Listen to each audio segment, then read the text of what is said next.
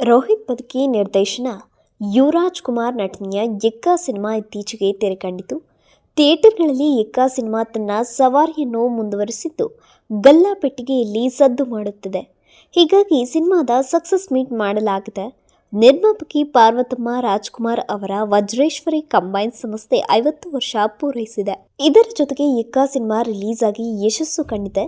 ಈ ಬಗ್ಗೆ ನಟ ರಾಘವೇಂದ್ರ ರಾಜ್ಕುಮಾರ್ ಅವರು ಮಾತನಾಡಿದ್ದಾರೆ. ವಜ್ರೇಶ್ವರಿ ಕಂಬೈನ್ಸ್ 50 ವರ್ಷಗಳನ್ನು ಪೂರೈಸಿದೆ ಅಂತಂದ್ರೆ ಅದಕ್ಕೆ ನಮ್ಮ ತಾಯಿ ಮಾತ್ರವಲ್ಲ, ಅವರ ಜೊತೆಗೆ ತುಂಬಾ ಜನ ತುಂಬಿಕೊಂಡಿದ್ದಾರೆ. ಅವರೆಲ್ಲರೂ ಸೇರಿ ವಜ್ರೇಶ್ವರಿ ಕಂಬೈನ್ಸ್ ಕಟ್ಟಿರೋದು.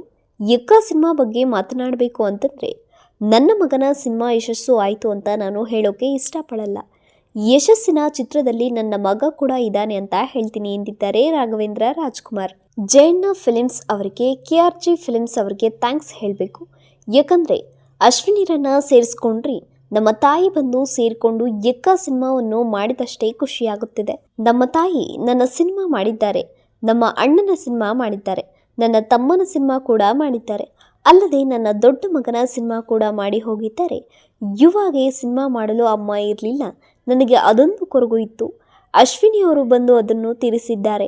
ನಮ್ಮ ತಾಯಿ ಮಾಡಿದಷ್ಟೇ ಖುಷಿಯಾಗುತ್ತಿದೆ ನನಗೆ. ಥ್ಯಾಂಕ್ಸ್ ಅಶ್ವಿನಿ ಅಮ್ಮ ಎಂದು ಅಶ್ವಿನಿಯವರ ಕಾರ್ಯಕ್ಕೆ ರಾಘವೇಂದ್ರ ರಾಜ್ಕುಮಾರ್ ಮೆಚ್ಚುಗೆ ಸೂಚಿಸಿದ್ದಾರೆ. ನಟಿ ರಮ್ಯಾ ಅವರು ಹಿರಿತೆರೆ ತೊರೆದು ಅದೆಷ್ಟೋ ಸಮಯ ಕಳೆದಿದೆ. ಅವರು ಮತ್ತೆ ದೊಡ್ಡ ಪರದೆಯ ಮೇಲೆ ಯಾವಾಗ ಕಾಣಿಸಿಕೊಳ್ಳುತ್ತಾರೆ ಎನ್ನುವ ಪ್ರಶ್ನೆಗೆ ಸ್ಪಷ್ಟ ಉತ್ತರ ಇಲ್ಲ. ಹೀಗಿರುವಾಗಲೇ ವಿನಯ್ ರಾಜ್ಕುಮಾರ್ ಹಾಗೂ ರಮ್ಯಾ ಹೊಸ ಫೋಟೋ ಶೂಟ್ ಮಾಡಿಸಿದ್ದಾರೆ. ಈ ಫೋಟೋ ಶೂಟ್ ನೋಡಿ ಫ್ಯಾನ್ಸ್ ಕೂಡ ಖುಷಿಪಟ್ಟಿದ್ದಾರೆ. ಹಾಗಾದರೆ ಇವರು ಹೊಸ ಸಿನಿಮಾದಲ್ಲಿ ಒಟ್ಟಾಗಿ ನಟಿಸುತ್ತಿದ್ದಾರಾ? ಖಂಡಿತವಾಗಿಯೂ ಇಲ್ಲ. ಇವರು ಮ್ಯಾಗಝಿನ್ ಒಂದರ ಫೋಟೋ ಶೂಟ್ಗಾಗಿ ಒಟ್ಟಿಗೆ ಬಂದಿದ್ದಾರೆ. ರಮ್ಯಾ ಅವರು ಹಲವು ವರ್ಷಗಳಿಂದ ಚಿತ್ರರಂಗದಲ್ಲಿ ಆಕ್ಟಿವ್ ಆಗಿದ್ದಾರೆ. ಇತ್ತೀಚೆಗೆ ಅವರಿಗೆ ನಟನೆಯ ಬಗ್ಗೆ ಆಸಕ್ತಿ ಹೋದಂತೆ ಇದೆ.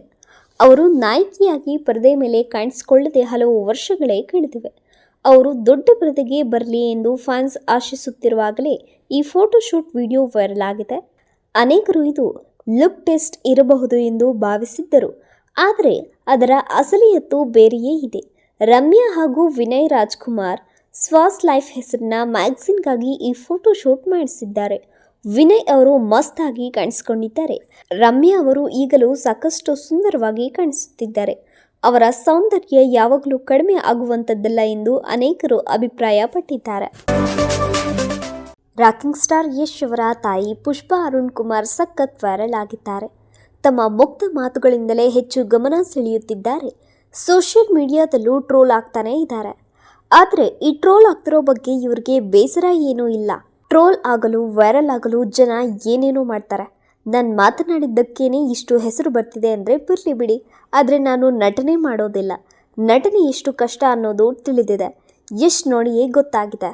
ಸಿನಿಮಾ ರಂಗಕ್ಕೆ ಬರಲು ಯಶ್ ಸ್ಫೂರ್ತಿಯಾಗಿದ್ದಾರೆ. ಹೀಗೆ ಪುಷ್ಪಾ ಅರುಣ್ ಕುಮಾರ್ ಹೇಳಿದ್ದಾರೆ. ಪುಷ್ಪಾ ಅರುಣ್ ಕುಮಾರ್ ಅವರು ಮೊದಲ ಬಾರಿ ನಿರ್ಮಾಪಕಿಯಾಗಿದ್ದಾರೆ. ಕೊತ್ತಲವಾಡಿ ಚಿತ್ರದ ಮೂಲಕವೇ ಪ್ರೊಡ್ಯೂಸರ್ ಆಗಿದ್ದಾರೆ. ಈ ಒಂದು ನಿರ್ಮಾಪಕಿ ಆಗಲು ಮಗ ಯಶ್ ಸ್ಫೂರ್ತಿ ಅಂತಲೇ ಹೇಳ್ಕೊಳ್ತಾರೆ.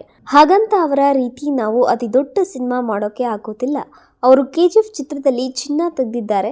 ನಾವು ಕೊತ್ತಲವಾಡಿ ಚಿತ್ರದಲ್ಲಿ ಮಣ್ಣು ತೆಗೆಯುತ್ತೇವೆ. ನಮ್ಮದು ಅತಿ ದೊಡ್ಡ ಚಿತ್ರವೇನೂ ಅಲ್ಲ. ನಮ್ಮ ಶಕ್ತಿಗೆ ಸಾಧ್ಯವಾಗೋ ರೀತಿಯಲ್ಲಿಯೇ ಸಿನಿಮಾ ಮಾಡಿದ್ದೇವೆ. ಸಾಕಷ್ಟು ಕತೆಗಳು ಬಂದವು. ಅದರಲ್ಲಿ ಕೊತ್ತಲವಾಡಿ ಚಿತ್ರದ ಕತೆ ನಮಗೆ ನಿರ್ಮಾಣ ಮಾಡಲು ಸಾಧ್ಯವಾಗುತ್ತದೆ ಅಂತಲೇ ಮುಂದೆ ಬಂದವು ಅಂತ ಪುಷ್ಪಾ ಅರುಣ್ ಕುಮಾರ್ ಹೇಳಿದ್ದಾರೆ.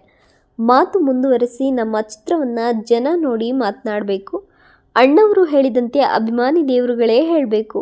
ಆಗಸ್ಟ್ 1ರಂದು ನಮ್ಮ ಸಿನಿಮಾ ರಿಲೀಸ್ ಆಗುತ್ತಿದೆ ಅಂತ ಹೇಳಿದ್ದಾರೆ.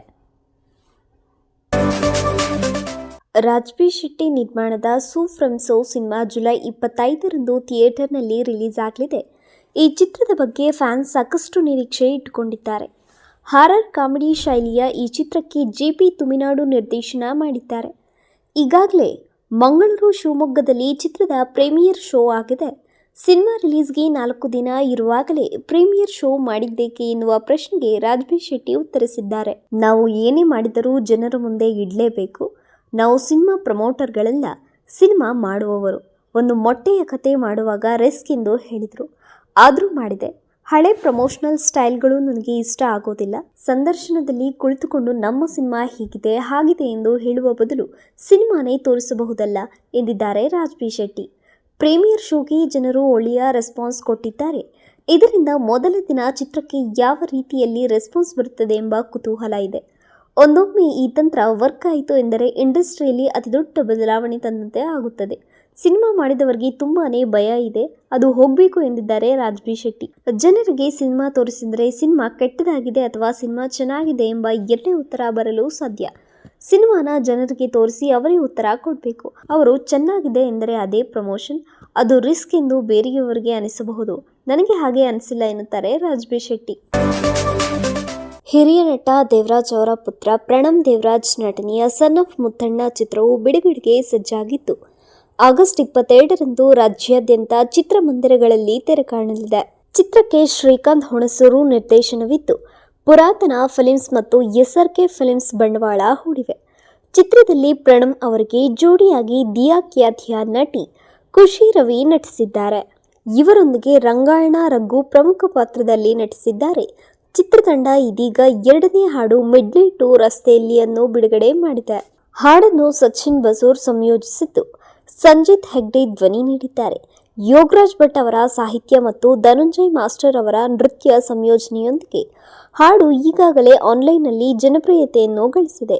ಅಪ್ಪ ಮಗನ ಬಾಂಧವ್ಯದ ಕಥಾಹಂದರ್ ಹೊಂದಿರುವ ಈ ಚಿತ್ರದಲ್ಲಿ ರಂಗಾಯಣ ರಘು ಮತ್ತು ಪ್ರಣಮ್ ದೇವರಾಜ್ ತಂದೆ ಮಗನಾಗಿ ಕಾಣಿಸಿಕೊಂಡಿದ್ದಾರೆ. ಚಿತ್ರದಲ್ಲಿ ಯಾವುದೇ ಹೋರಾಟದ ದೃಶ್ಯಗಳಿಲ್ಲ ಮತ್ತು ಇದು ಕೇವಲ ಶುದ್ಧ ಬೇರೂರಿರುವ ನಿರೂಪಣೆಯಾಗಿದೆ. ಕಳೆದ 7.5 ವರ್ಷಗಳ ಬಳಿಕ ಇದು ನನ್ನ ಮೊದಲ ಬಿಡುಗಡೆಯಾಗಿದೆ ಮತ್ತು ಈ ಪ್ರಯಾಣವು ಅದ್ಭುತವಾಗಿದೆ.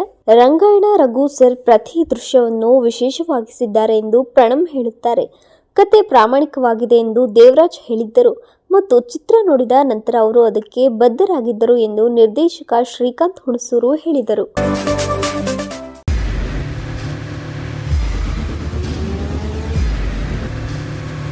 ಪ್ರಜಾಮಾರ್ಗ ನ್ಯೂಸ್, ಇದು ಜನಸಾಮಾನ್ಯರ ಧ್ವನಿ. ನಮಸ್ಕಾರ. ನೀವು ನೋಡ್ತಾ ಇದ್ದೀರಾ ಪ್ರಜಾಮಾರ್ಗ ನ್ಯೂಸ್. ರಾಷ್ಟ್ರದ ರಾಜ್ಯದ ರಾಜಕೀಯದ ಬಗ್ಗೆ ಹೆಚ್ಚಿನ ಸಿನಿಮಾ ಅಪ್ಡೇಟ್ಗಳಿಗಾಗಿ ಫಸ್ಟ್ ಲೈಕ್ ಮಾಡಿ, ಸಬ್ಸ್ಕ್ರೈಬ್ ಆಗಿ, ಹಾಗೆ ಫಾಲೋ ಕೂಡ ಮಾಡಬೇಕು.